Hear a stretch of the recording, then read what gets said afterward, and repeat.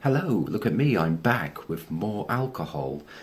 But only this time it's not a lager, it's a real ale. And the real ale that I'll be trying and discussing is Proper Job, which is a bottle conditioned Indian Pale Ale by St Austell's Brewery in Cornwall. This is a Cornish real ale.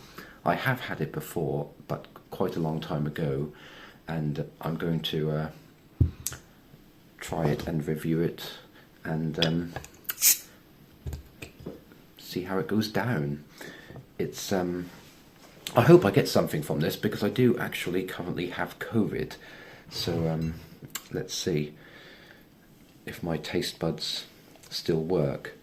Also, like I said, it's an Indian Pale Ale, an IPA. I used to think that Indian Pale Ale meant that the beer comes from India, but it's called Indian Pale Ale because it's made to be so hoppy that it survives the trip from being made in England by sea, which takes about 6 months to reach India in the days of the British Empire and, you know, the East India Company and all this stuff. So that's why they call it Indian Pale Ale. So here it is. I pulled my beer. One thing I should say is I just poured it quite slowly because I read earlier that the bottle suggests you do so because it contains live yeast at the bottom. It's bottle conditioned, so this apparently gives it the extra flavours and makes it what it is.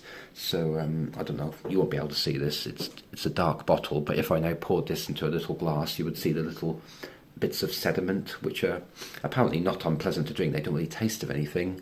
It's just like the kind of stuff you get in the bottom of your kettle if you don't clean it very often. But nevertheless, here's my poured ale.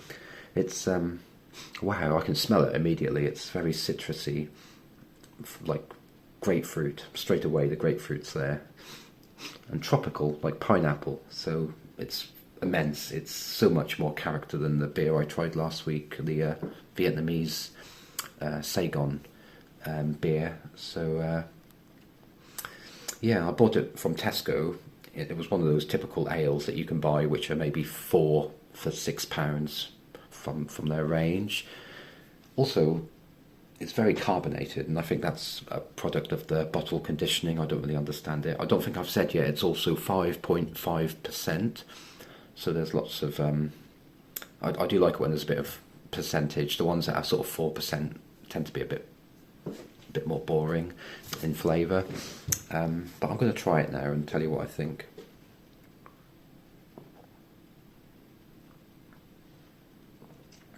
That's so nice. That is a good beer. Yeah. I'm definitely a real ale man. It's highly recommended. I don't normally go for the IPAs. I prefer the dark ales, the bitters, you know, like Hobgoblin, which is a ruby coloured ale, or yeah, the more darker ones. But yes, I think this is what people would often call a session beer. It's because of the light colours, and also I'm getting now a dry aftertaste.